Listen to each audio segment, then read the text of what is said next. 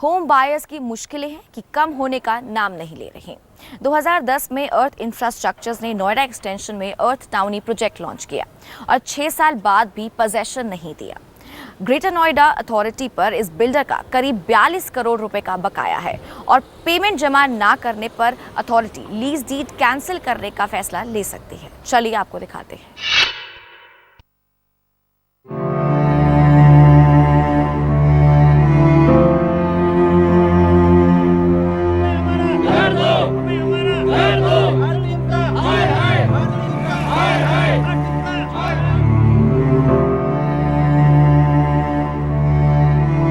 इन आंसुओं की कीमत बिल्डर क्या जाने। अपने जीवन भर की कमाई देने के बाद होम बायर्स बहा रहे हैं तो सिर्फ आंसू। भगवान के आगे प्रार्थना की जा रही है कि उनके फ्लैट्स का पोजीशन मिले और बाकी जिंदगी आसानी से बिताई जा सके। ये हाल है 44 साल के सोमनाथ अधिकारी का, जो निजी कंपनी में काम करते हैं।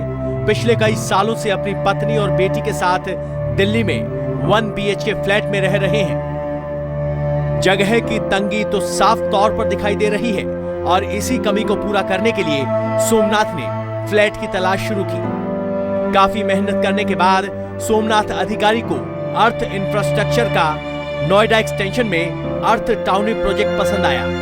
अर्थ इंफ्रास्ट्रक्चर पर इसलिए भरोसा भी हुआ कि बिल्डर का यह पहला प्रोजेक्ट था और उम्मीद थी कि समय पर पोजीशन मिल जाएगा। छोटा सा प्रोजेक्ट था, ठीक है ना, और इन्होंने एश्योरेंस के साथ बोला कि हम लोग 3 साल में ये प्रोजेक्ट बना के दे देंगे, ज़्यादा लंबा चौड़ा प्रोजेक्ट है नहीं, ज़्यादा टाइम लेंगे नहीं, ठीक है ना। और उस पर्टिकुलर टाइम में हमने ये डिसीजन लिया कि अर्थ छोटा प्रोजेक्ट होने का बजाय से जल्दी बना के देंगे और हम लोगों ने इसमें मूव किया। सोमनाथ अधिकारी अर्थ इंफ्रास्ट्रक्चर को 80% पेमेंट दे चुके हैं और अभी तक इनके हाथ खाली हैं। बायर्स ये भी आरोप लगा रहे हैं कि होम बायर्स की कंसेंट लिए बिना बिल्डर कई बार FAR बढ़ा चुका है और ग्रेटर नोएडा अथॉरिटी ने अभी तक किसी तरह की कार्रवाई नहीं की है। पोजीशन के लिए कई बार बिल्डर के आगे गुहार लगाई जा चुकी है, लेकिन अर्थ इंफ्रास्ट्रक्चर होम बायर्स के साथ बात तक नहीं कर रहा। हर साल ये उम्मीद लगाई जाती है कि ये दिवाली अपने नए घर में मनाएंगे। सारी उम्मीदों पर पानी फिर चुका है। इस बाबत जब हमने बिल्डर से कांटेक्ट किया और जवाब जानना चाहा, तो बिल्डर ने किसी तरह का जवाब देना उचित नहीं समझा। खबर ये मिल रही है कि ग्रेटर नोएडा अथॉरिटी पर बिल्डर का करीब 42 करोड़ रुपए का बकाया है और बकाया जमा नहीं कराने पर अथॉरिटी लीज डीड कैंसिल करने की बात कर रही है। अब ये सवाल उठता है कि अगर ऐसा होता है तो होम बायर्स कहां जाएंगे। गौरव खोसला, जी मीडिया।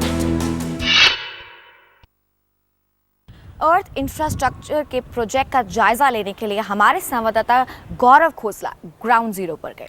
वहां जाके उन्होंने क्या देखा और क्या सुना, चलिए उन्हीं से जानते हैं। 2010 में अर्थ इंफ्रास्ट्रक्चर ने अर्थ टाउनी प्रोजेक्ट की शुरुआत की थी। तो आप मेरे पीछे देख सकते हैं, ये वही प्रोजेक्ट है जिसकी शुरुआत 2010 में की गई थी और अभी तक सिर्फ कुछ ही टावर खड़े हुए हैं। लेकिन यहाँ पर यह भी खबर मिल रही है कि कुछ टावर्स में अभी तक सिर्फ गड्ढे ही खोदे गए हैं और बायर से लगभग 80 से 90% की पेमेंट ले रखी है। तो हमारे साथ कुछ बायर्स जुड़े हैं, आइए उन्हीं की जुबानी सुनते हैं कि आखिर अर्थ इंफ्रास्ट्रक्चर ने उनके साथ कैसे धोखा किया है। सर, मैं आपसे जानना चाहता हूँ कि कैसे प्रॉब्लम शुरू हुई और अभी की क्या सिचुएशन है। देखिए जी, 2010 में अर्थ इंफ्रास्ट्रक्चर ने यहाँ पैसे लिए थे बायर से और ये कहा था कि हम फर्स्ट फेज़ के अंदर आपको डिलीवर करके देंगे और 3 साल के अंदर हम कंप्लीट करके देंगे अर्थ टाउनी के ये टावर्स। लेकिन आज 6 साल के बाद भी 6 टावर भी कंप्लीट नहीं है और जबकि 34 टावर बनने हैं, पार्क देना है, स्विमिंग पूल देना है, पार्किंग की एरिया देना है, कोई भी जगह एलोकेटेड नहीं है। इस 34 एकड़ में यही नहीं समझ में आ रहा कि इतने टावर कैसे बनेंगे। और सर, मैं आपसे जानना चाहूँगा कि आपकी प्रॉब्लम कब शुरू हुई थी। सर 2010 से ही प्रॉब्लम शुरू हुई है। एक्चुअली मैं बाहर से आया हूँ और स्ट्रगल कर रहा हूँ यहाँ पे, लेकिन अभी तक हमें कुछ उम्मीद नहीं है। हज़ारों 20,000 रुपये हम महीने के रेंट भर रहे हैं और क्या कहते हैं कि EMI भरते जा रहे हैं, लेकिन अगर ये डीड कैंसिल हो गई यहाँ की तो हम कहाँ जाएंगे ये मुझे पता नहीं है। सर, मैं आपसे जानना चाहता हूँ कि ग्रेटर नोएडा अथॉरिटी काफ़ी सख्त हो रही है, इसके बारे में क्या कहें। अब ग्रेटर नोएडा अथॉरिटी ने अगर ये डीड कैंसिल कर दी इनकी, ना तो सरकार सुन रही है ना बिल्डर सुन रहा है, वो तो जवाब ही नहीं देता। ग्रेटर नोएडा अथॉरिटी कैंसिल करने के ऊपर है। तो मुझे ये बताइए हम लोग कहाँ जाएंगे? हमारा इतना पैसा इन्वेस्टेड है, हम किराए के मकान में रह रहे हैं, EMI हमारी जा रही है, हम क्या करेंगे? ये इन्वेस्टमेंट तो हमने करी नहीं है, हम तो रहने के हिसाब से हमने मकान खरीदा था। यानी 6 साल बीत जाने के बाद भी इनको अपना घर नहीं मिल रहा और दूसरी तरफ अथॉरिटी का लगभग 42 करोड़ रुपया बिल्डर की तरफ बकाया है। अगर ये पैसा अथॉरिटी को नहीं मिलता तो ये बात कही जा रही है कि इनकी डीड कैंसिल हो सकती है। गौरव खोसला, जी मीडिया।